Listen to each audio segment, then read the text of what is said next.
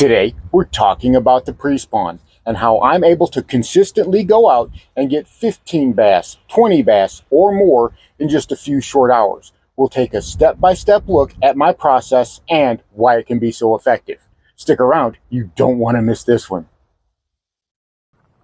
Ooh, there we go. That's a much better fish. Holy cow, that's a good fish. That's a big fish, kids. That's a big fish.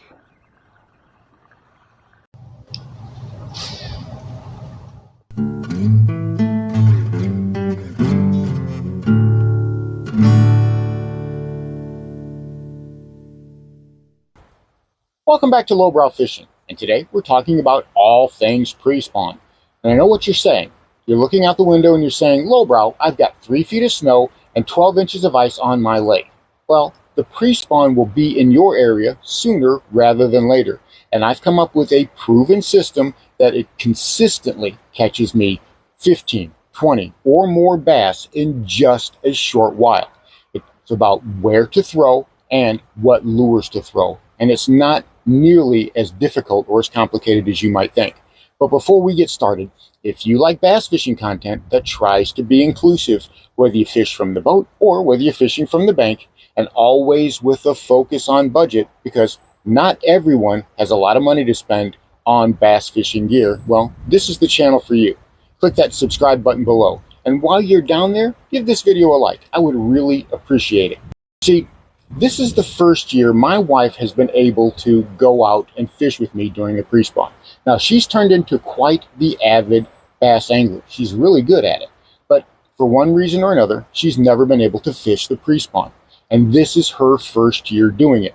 Now, she's never seen the big lake as low as it is right now. It is way, way low.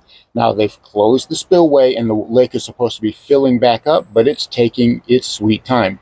You can see right here just how low that water is.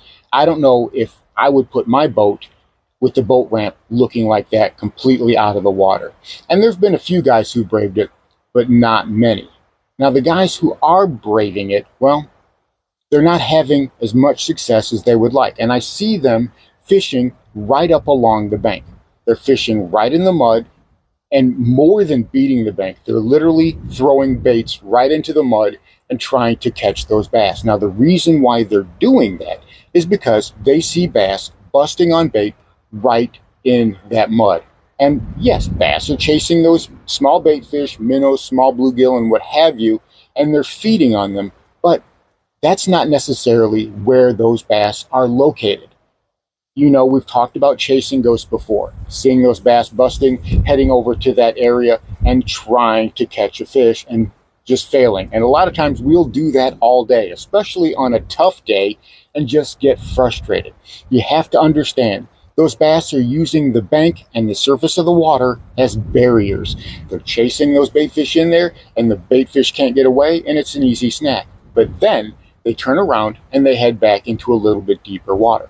So where I target, where I start to look for those bass, is in that 15 to 20 feet away from the bank. You know, we're getting a little bit deeper water. In some cases, it's not but maybe a foot deep or even more shallow. But those bass are within a cast length of the bank for the most part. Sometimes they're a little bit further away. And that's where I start my search. And I have so much success doing that because the bass are feeding up for the spawn, but those pockets aren't necessarily full yet. So the bass can't get back there to them. So what they do is they hang back.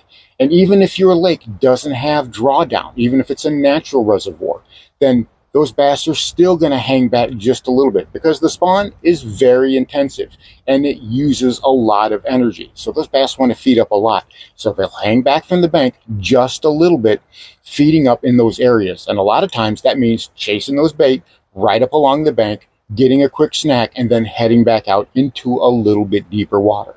Now, if you have structure in that area, say a submerged creek channel, and along that structure you've got cover, say you've got some brush piles or a weed edge, then those are going to be the places that are going to be your high percentage spots. That's where those bass are going to hang out. And the way that we can attack them, well, is based on the conditions that we see whenever we're out on the lake. Now, in the late winter, going into the early spring, conditions are never the same. No 2 days are alike. We'll have sunny skies one day with a lot of wind, and then the next day the temperature drops 30 degrees. We've got clouds, and it may be calm or it may be rainy or whatever. And those bass, well, they don't like it, but they still have to feed up. It does affect how they feed, but they're still in those same areas. Once those bass start moving shallow and preparing for the spawn, they might come out a little bit, but they're steadily moving shallower and shallower until they get to those back pockets where they can make those beds. Now, the way that I'm attacking it, well, I'm always going to start with topwater. If it's windy, if it's sunny, it just depends on the type of topwater I'm going to start with. I'll use a spook, I'll use a whopper plopper, I'll use a buzz bait, but a spook is my favorite. A walking bait, something like this, is going to be my favorite for covering water. I get out there and I start making casts. In my little boat, I'm making circular casts all the way around. I don't try to make a cast and then cast right next to it, because those bass have heard that lure. So I want to make a cast, 45 degrees or 90 degrees, anywhere in that area, make another cast, and I do a circle all the way around. And then as I'm drifting down, I keep casting around in that circle. And a lot of times, I will locate where those bass are, because right now they're getting pretty grouped up. And once I locate them with that topwater, then I can focus my casts in that area. And it's usually fairly quick. You know, it does not matter if it's sunny. It doesn't matter if it's windy. Topwater is a great option to start with. And I love a spook. I love a walking bait because I can cover the water. Now, let's say the conditions aren't exactly great for a spook, or let's say the bass just aren't feeling it. If we've got calmer situations, or if those bass are feeling a little bit, say, a little bit more apprehensive, I'll go to something like a Boy Howdy. And it depends, like I said, on the type of conditions. If we've got some sun, if we've got a little bit of chop on the water, I'm using this version, which is the prop version. Again, this is like a devil's horse, a spin rocket, or a million other types of prop baits. And they work so well when you cast it out there and you twitch it. I like to make these spit. So I give them several hard jerks and then I leave it sit. If I get a blow up, but I don't get a hookup, I leave it sit again, because those bass will come back for it. We talked about that in a previous video. That's one of the biggest things when it comes to topwater fishing, especially during the pre-spawn, is when they hit it. A lot of times they're trying to smack it, to stun it, and then they come back and inhale it. So make sure that you leave that bait sit after you get a blow up. Now, if we've got some more calm conditions and the bass are feeling a little bit more shy, they're feeling a little bit more bait shy, you know, they're not really in a great mood to bite lures. They maybe have a lot of pressure. Maybe there was something going on, a big change in the water pressure or the water temperature. Then I'm going something like this Boy Howdy. This is a tail-weighted one. And these are kind of interesting to fish. They don't fish like the prop ones at all. But these ones sit in the water like this. And they bob up and down. They cast like a missile too, because you've got that weight on the back. But they'll bob up and down in the water. And you give them a quick twitch like that, and they spit just a little bit. These are a lot easier to work in place. But on those calmer days, maybe you've got a little bit of cloud, maybe you've got a little bit calmer waters, this will get destroyed. I probably caught the biggest bass on a Boy Howdy is with this guy right here, whether it's the tail-weighted ones or whether it's the prop ones. Now, if I'm in that super shallow area, obviously, we've got a lot of vegetation, I'm working something like a popping frog. And just because it's a popping frog, that doesn't mean that I'm not covering water. I'm still using this pretty aggressively. I twitch, twitch, twitch, and then I leave it sit. You always have to leave it pause for just a few seconds, because a lot of times, you know, how many times have you fished a frog or any type of bait, jerking it, twitching it, and then something happens, you get a phone call, you get a text, you pull your phone out of your pocket, you put it back, boom, you get a blow up while you're not even looking at it. That's what you need to think about whenever you're fishing this, because a lot of times those bass will just be looking at it. Now, if we've got a lot of wind, if we've got some more current, whatever, going through that thick vegetation, I'm going to pull out a popping frog. This is that Fish Lab popping frog. I love these things because of how soft that rubber is. But if it's more flat calm, if I'm still fishing the heavily vegetated areas and it's more flat calm, then I'm going to go to my favorite scum frog, that chartreuse scum frog that you guys have seen me fish a million times. It's a great bait, And the way that I fish it is it skips along the top of the water. That's how I'm working it. And it draws up those really huge strikes. And again, it's the same deal. They'll hit it on the first time, I leave it sit, I kill it, and then they come back and they inhale it. You have to wait for that bait. You have to wait for that frog to go all the way underwater before you set the hook. Otherwise, you're probably going to pull that bait right out of that fish's mouth. Now, another bait that I'm really impressed with is this 6th Sense Speedway. I did a video about these, how I picked these up for just a few dollars a piece at Walmart on closeout. I got a bunch of them, and I'm telling you what, I have been tearing them up with these. Again, this is a great option if you've got some wind, if you've got some chop on the water.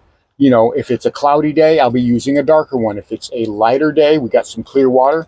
I love this bone color. Bone color topwater are my favorite. Usually when it comes to topwater lures, I do bone and I do black. That's it. You know, I don't buy into all those different fancy colors because this is really all you need. From below, all the bass are going to see is that outline. They're just going to see the outline and the shape of it. So the color is not nearly as important as it would be on something that's going to be down in front of their face. These things get destroyed. And the funny thing is teaching my wife these techniques, teaching her these methods. She's caught a ton of fish so far in the pre-spawn. I mean, it's just been fish after fish after fish, and she's been having a great time.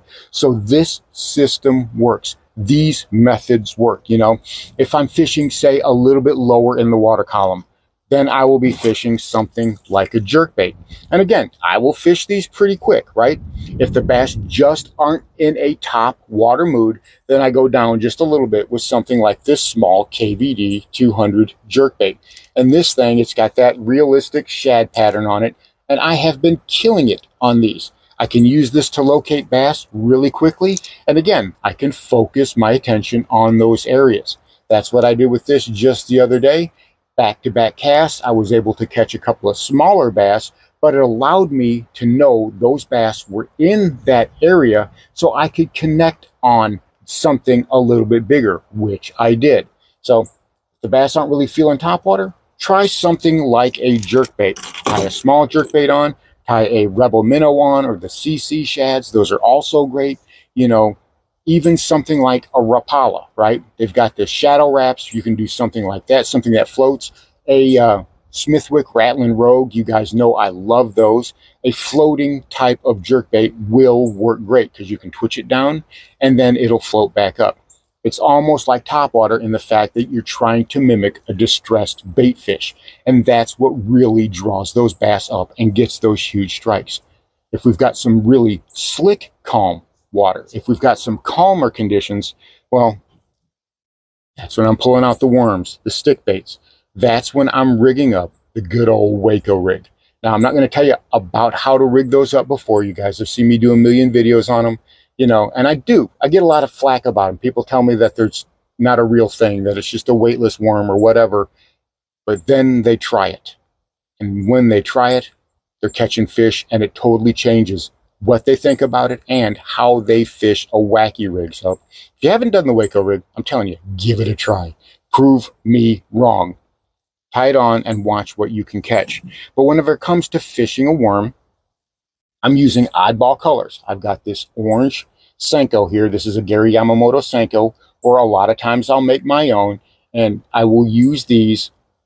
These crazy colors really work very well in the pre-spawn. I don't know what it is, but I can use this, I can use this, I can even use those mint blue worms and get so many bites with them. And on a calmer day, whenever there's not nearly as much wind, whether it's sun, whether it's cloudy, it still works very, very effectively. I can fish the middle of that water column.